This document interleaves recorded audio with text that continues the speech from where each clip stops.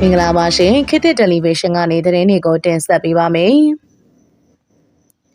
ညီနောင်မဟာမိတ်သုံးဖွဲ့ကတစ်ဖက်သက်အပြစ်ရထားတော်လဲစစ်တပ်ကနောက်ချုပ်ကိုထိုးစစ်ဆင်လာပြီးတိုက်ပွဲဖြစ်ပွားတဲ့အကြောင်းတင်ဆက်ပေးပါမယ်။ညီနောင်မဟာမိတ်သုံးဖွဲ့ကငလင်တပ်တင်ပြည်သူတွေကိုထိရောက်တဲ့ကိစ္စရင်းလှုပ်ဆောင်ဖို့တစ်ဖက်သက်အပြစ်ရထားတော်လဲစစ်တပ်ကနောက်ချုပ်ကိုထိုးစစ်ဆင်လာလို့တိုက်ပွဲဖြစ်ပွားခဲ့တဲ့အကြောင်း TNL ကပြောဆိုပါရယ်။AP လ3ရက်နေ့နေ့လယ်12နာရီဝန်းကျင်ခန့်မှာအကြမ်းဖက်စစ်ရင်တန်း9စီးနဲ့လူအင်အားဖြည့်တင်ပြီးအင်တော်မှကြောက်ကူတောင်ချေအမတ900နှစ်ကိုစစ်ကူများအင်အားဖြည့်တင်နေခဲ့ကြောင်းသိရပါရယ်။အဲဒီလိုအင်အားဖြည့်တင်ပြီးဧပြီလ4ရက်နေ့မနက်9:55မိနစ်ခန့်မှာထိုးစစ်ဆင်လာတဲ့အကြမ်းဖက်စစ်တပ်နဲ့တောင်တက်မတော် PSLF TNL တို့အမတ900နှစ်အနီးတစ်ဝိုက်မှာတိုက်ပွဲဖြစ်ပွားခဲ့ကြောင်းသိရပါရယ်။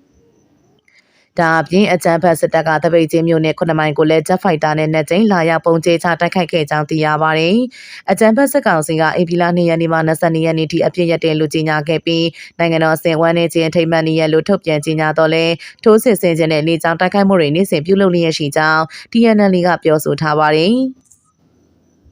ပြီးခဲ့တဲ့မလ28ရက်နေ့ကဖျက်အားပြင်းလှုပ်ခတ်သွားတဲ့ငလျင်တန်းကြောင့်ဧပြီ3ရက်နေ့ထိမြန်မာနိုင်ငံတဝန်းမှာသေဆုံးသူ3085ဦးတရားရသူ4915ဦးနဲ့ပျောက်ဆုံးနေသူ342ဦးထိရှိခဲ့ပြီးဖြစ်ကြောင်းသိရပါတယ်။ငပူတော်မှာဆက်လီတစီကိုဖမ်းဆီးနှိပ်စက်နေတဲ့စစ်ကောင်စီတပ်သားတွေကိုပြည်သူတွေကပြန်လည်ခုခံတိုက်ခိုက်ခဲ့ရာရဲတပ်ဦးသေဆုံးပြီးပစ္စတိုတနက်တလက်ယူဆောင်ကထွက်ပြေးလွတ်မြောက်သွားတဲ့အကြောင်းတင်ဆက်ပေးပါမယ်။ AR တိုင်းငပူတော်မြို့နယ်ငရုတ်ကောင်းနယ်မြေကော်ရဂျီကျွန်းမှာဆက်လီတစီကိုဖမ်းဆီးနှိပ်စက်နေတဲ့အကြမ်းဖက်စစ်ကောင်စီတပ်သားတွေကိုပြည်သူတွေကပြန်လည်ခုခံတိုက်ခိုက်ခဲ့ရာရဲတပ်ဦးသေဆုံးပြီးပစ္စတိုတနက်တလက်ယူဆောင်ကထွက်ပြေးလွတ်မြောက်သွားကြောင်းဒေသနေပြည်သူတွေကပြောကြားခဲ့ပါတယ်။ဧပြီလ3ရက်နေ့ညနေ9:30မိနစ်30ဝန်းကျင်မှာငပူတော်မြို့နယ်ငရုတ်ကောင်းနယ်နတ်မော်ကျေးရွာအုပ်စုပင်လယ်ပြင်အနီးမှာရခိုင်တိုင်းရင်းသားဆက်လက်တစီရောက်ရှိနေကြောင်းသတင်းအရငရုတ်ကောင်းမြို့အုံကျွန်းကြီးအမြောက်တပ်မှပုံမိုးတန်းစင်လေးငရုတ်ကောင်းနယ်မြေရဲစခန်းမှာရဲတပ်သားမိုးထဝလာကျော်နဲ့နတ်မော်အုပ်စုစရေး3ဦးတို့ကတွားရောက်ဖမ်းဆီးခဲ့ကြောင်းသိရပါတယ်။အဲဒီလိုဖမ်းဆီးပြီးနောက်ဖမ်းဆီးရရှိတဲ့ဆက်လေးကိုရှေ့မှမောင်းခိုင်းပြီးဒေသခံဆက်လေးကိုနောက်မှကျိုးပြင်းဆွဲကငရုတ်ကောင်းနေမြေရဲစခန်းကိုခေါ်ဆောင်လာစဉ်လမ်းတစ်လျှောက်စစ်ကောင်စီတပ်သားတွေကရိုင်းနဲ့နှိပ်စက်မှုတွေပြုလုပ်ခဲ့ကြောင်းသိရပါတယ်။အဲဒီလိုရိုင်းနဲ့နှိပ်စက်ခြင်းကြောင့်ကော်ရဂျီကျွန်းအနီးရှိနန္ဒပူကျေးရွာအနီးရောက်မှာရိုင်းနှက်ခံရတဲ့ပြည်သူတွေကပြန်လည်ခုခံတိုက်ခိုက်ခဲ့ရာရဲတပ်သားမိုးထဝလာကျော်တေးဆုံးပြီးဗိုလ်မှူးနဲ့စည်ရီတို့အပြင်းထန်တရားရရှိခဲ့ကြောင်းဒါအပြင်ဗိုလ်မှူးကင်ဆောင်နဲ့ပစ္စတိုတနက်တလက်ကိုလည်းပြည်သူတွေကယူဆောင်သွားပြီးထွက်ပြေးလွတ်မြောက်သွားကြောင်းသိရပါတယ်။ရခိုင်ဘက်ကလာတဲ့ဆက်လေးကိုဖမ်းလာတာပြက်နေတဲ့ဒေသခံဆက်လေးကိုနောက်ကနေကျိုးနဲ့ဆွဲလာတဲ့သူတို့နှိပ်စက်နေတာမခံနိုင်တော့ဘူးတန်တုံးနဲ့ပြန်ရိုက်ပြီးထွက်ပြေးသွားတာစခဘိုးရဲ့ပစ္စတိုတနက်ပါယူသွားတယ်လို့သိရတယ်။နောက်ကပါလာတဲ့ဆက်လေးကိုတော့ဂျိုကိုဓာတ်နဲ့ဖြတ်ထားခဲ့တယ်လို့ဒေသခံပြည်သူတအုပ်ကပြောကြားခဲ့ပါတယ်။ရဲတပ်သားမိုးထဝလာကျော်ကဧပြီလ4ရက်မနက်6နာရီခွဲမှာတည်ဆုံခဲ့တာဖြစ်ပြီးရက်ကြီးစီကလည်းဓာတ်ထုခံရတဲ့တရားနဲ့စိတ်ကူတာနေရကြောင်းဗိုလ်မှူးတန်းစင်လင်းကလည်းပသိမ်စင်းရုံကိုပို့ဆောင်ကူတာနေရပြီးတတိပြန်လည်လာလို့မင်္ဂလာတော်စစ်စင်းရုံကိုလွှဲပြောင်းလိုက်ကြောင်းသိရပါတယ်။တည်သွားတဲ့ရဲတပ်သားမိုးထက်ကိုငရုတ်ကောင်းကန်းစီဒေသကလူတွေအလုံးကရွှန်ရှာနေတာကြပြီးပြည်သူကိုတားရိုက်လို့ရက်ကြီးစီကတော့ဓာတ်ထုတ်ခံရတယ်မသိဘူးဗိုလ်မှူးကတော့တတိပြန်လဲလာလို့ပသိမ်ကနေမင်္ဂလာတော်စစ်စေးရုံကိုလွှဲလိုက်တယ်သူကလည်းပြည်သူတွေပေါ်တော်တော်ဆိုးပါတယ်လို့ဒေသနေပြည်သူတအုပ်ကရှင်းပြပါတယ်နောက်ထပ်တစ်ပုတ်အနေနဲ့ထိုင်းရောက်နေတဲ့စစ်ကောင်ဆောင်မင်းရောက်လိုက်တဲခိုတဲ့ဟိုတယ်ရှိမှာဆန္ဒပြတဲ့မြန်မာလူငယ်နဲ့ထိုင်းကျောင်းသားတို့ဖမ်းဆီးခံရပြီးမြန်မာတက်ကြွလှုပ်ရှားသူကိုဖြိုးပိုင်းအသက်အန္တရာယ်ရှိနိုင်တဲ့အကြောင်းတင်ဆက်ပေးပါမယ်။ထိုင်းနိုင်ငံမှာအင်ရှင်ဖြစ်လက်ခံကျင်းပနေတဲ့ဘင်းစတက်စီဝေးတက်ရောက်လာတဲ့စစ်ကောင်ဆောင်မင်းအောင်လှိုင်တက်ရောက်ခြင်းကိုလာရောက်ဆန္ဒပြတဲ့မြန်မာတအုပ်နဲ့ထိုင်းကျောင်းသားတအုပ်တို့ဖမ်းဆီးခံရကြောင်းသိရပါတယ်။မြမအရေးတက်ကြွလှုပ်ရှားသူတအုပ်ဖြစ်တဲ့ကိုဖြိုးပိုင်က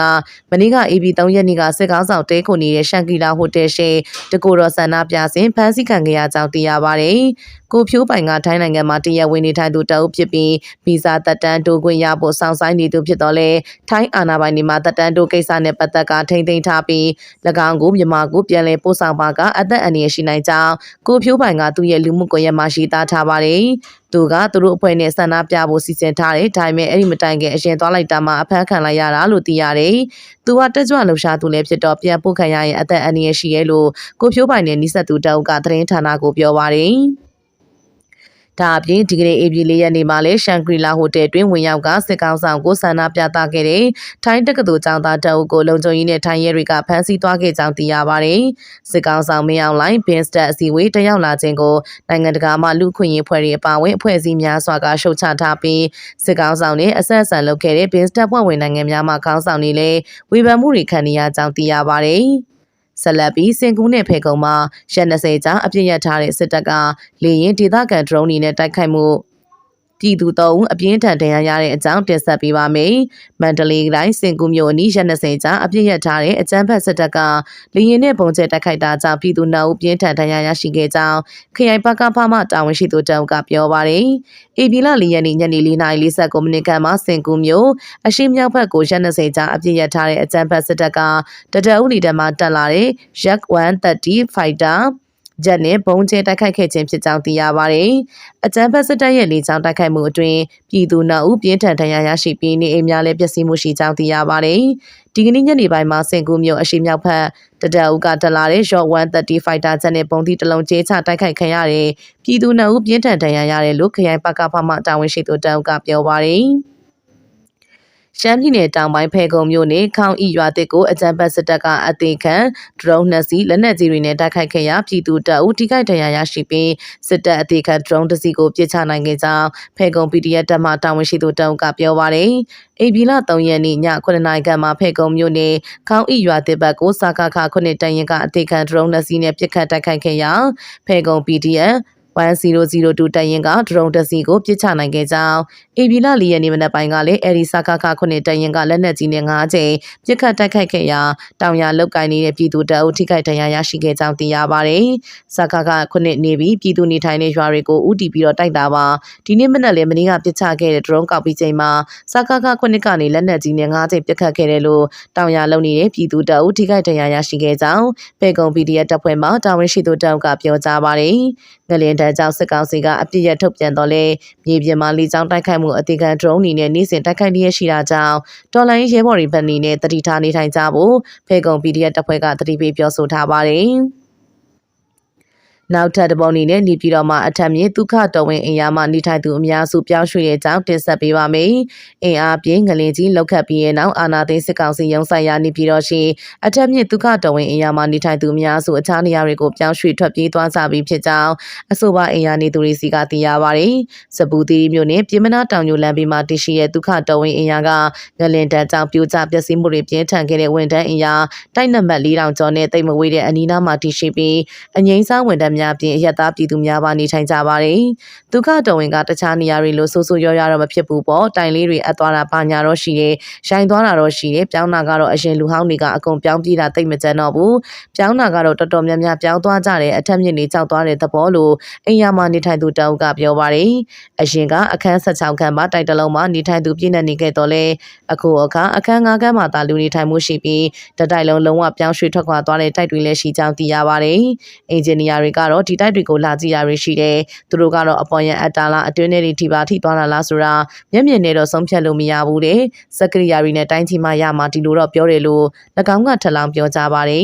ပြီးခဲ့တဲ့မလ28ရက်ကလှုပ်ခတ်ခဲ့တဲ့အင်အားပြင်းကလင်းကြောင့်နေပြည်တော်မှာဝန်ထမ်းအင်အားတွေနဲ့ရက်ကွက်တွေရှိအဆောက်အအုံများပြိုကျပျက်စီးမှုတွေများပြားခဲ့ပြီးလူသေဆုံးမှုတွေလည်းဖြစ်ပွားခဲ့ပါတယ်ဒါကြောင့်လက်ရှိနေပြီးတော့မှအိမ်ငှားရမ်းလူသူများတိတိတသာတိုးများလာတော့လဲငှားရမ်းပြီးနိုင်တဲ့အိမ်ရပမာဏမလုံလောက်သလောက်ဖြစ်သွားပြီးငှားရမ်းကများတိတိတသာမြင့်တက်လာကြောင်းအိမ်ချမ်းမြေအကျိုးဆောင်တွေကပြောပါတယ်ရခင်ကကျပ်10သိန်းနဲ့ငှားရမ်းခဲ့တဲ့တိုက်ခတ်တွေကိုအခုအခါကျပ်15သိန်းထိငှားရမ်းကတွေမြင့်တက်လာတယ်လို့သိရပါတယ်အခုကျတော့လူတွေကတိုက်ကိုကြောက်သွားကြတာပေါ့နော်အဲ့ဒီအထက်မြင့်တိုက်တွေကိုကြောက်သွားတဲ့အခါကျတော့လုံးချင်းစည်းကွက်ပဲရှိတော့တိုက်တွေမှာတိတ်ပြီးမငှားရဲကြတော့ဘူးဒီလိုတော့ဖြစ်သွားတယ်လို့အိမ်ချမ်းမြေအကျိုးဆောင်တုံးကပြောပါတယ်ငလင်လုပ်ပြီးနောက်နေပြည်တော်ရဲ့အိမ်ငါးစည်းကွက်မှာဈေးနှုန်းများအဆမတန်မြင့်တက်လာတဲ့ပြင်အခြေခံစားသောက်ကုန်တွေရဲ့ဈေးနှုန်းတွေလည်းတက်လာကြောင်းသိရပါတယ်။ငလင်ကြောင့်နေပြည်တော်မှာသေဆုံးသူ900ကျော်ရှိပြီးနေပြည်တော်ရှိမြို့နယ်10ခုအနက်စပူသီရီနဲ့ပြည်မနာမြို့နယ်တွေမှာသေဆုံးမှုအများဆုံးဖြစ်ပွားခဲ့ကြောင်းစစ်ကောင်စီရဲ့ဧပြီလ4ရက်နေ့ထုတ်ပြန်ချက်မှာဖော်ပြခဲ့တယ်လို့သတင်းမှဖော်ပြပါရှိပါတယ်ရှင်။